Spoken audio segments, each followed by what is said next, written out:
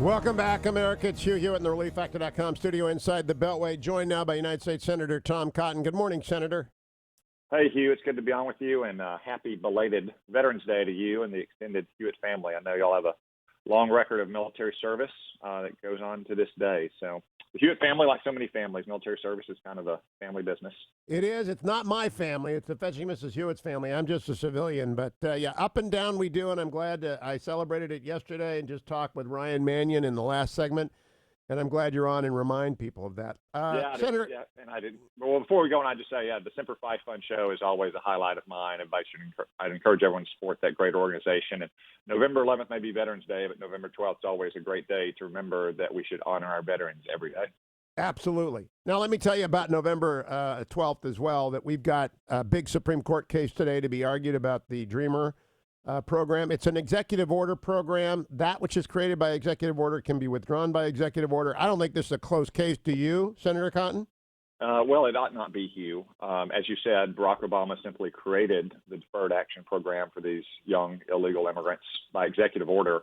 But you have a lot of resistance judges in places like California and D.C. who have simply adopt the rule that which Barack Obama hath done, let Donald Trump never undo.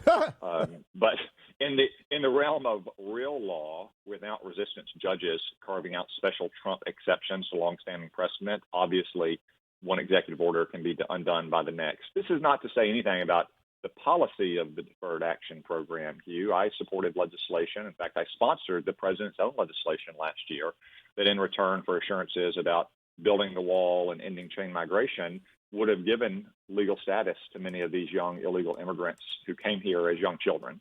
So this is not about the policy. This is about the constitutionality of the president's actions. And I just see how the Supreme Court could rule otherwise.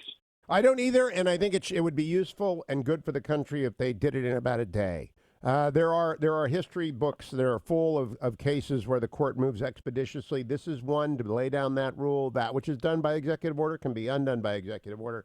Now, Senator, you and I often talk about China. Since we last spoke, the Vice President of the United States, the Secretary of State of the United States, the National Security Advisor to the President of the United States all gave speeches about the People's Republic of China.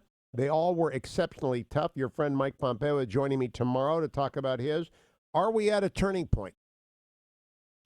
Hugh, I believe that one of the lasting legacies of Donald Trump's foreign policy will be to reorient our China policy away from engagement, accommodation, even appeasement that it's been for the last 25 to 30 years.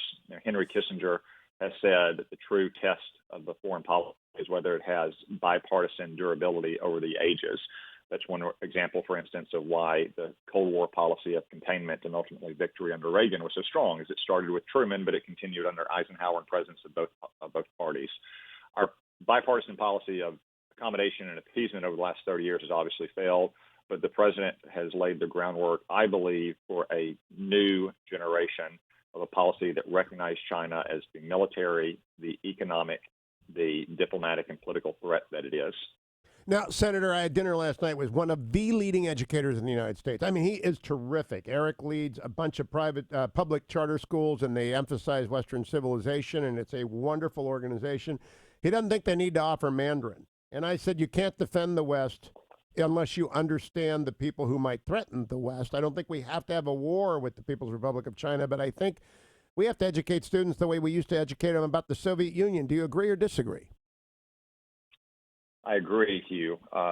It is always important to understand the civilization, the culture, the history, the strategy, the outlook of other peoples around the world, especially our main adversaries, just like we had a generation of great Soviet scholars. Throughout the Cold War, one would hope that we have a generation of great sinologists as well who help policymakers and the American people understand exactly the Chinese mindset so we can protect American interests against that mindset.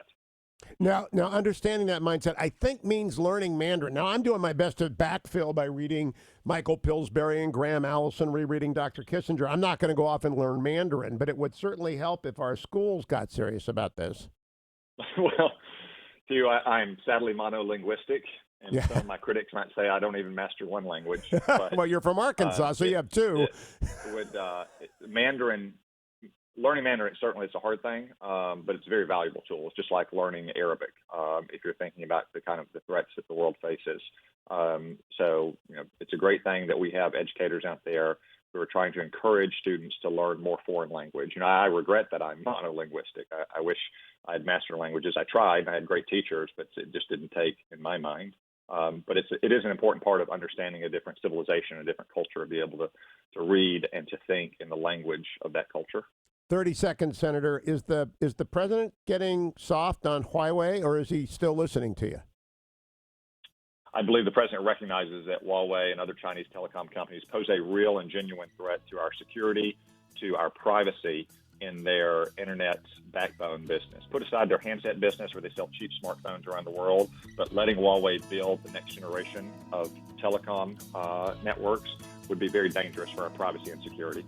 Senator Tom Cotton, always a pleasure. Happy Veterans Day and the day after Veterans Day. I appreciate your service as well, walking point in Iraq during the surge. Don't go anywhere, America.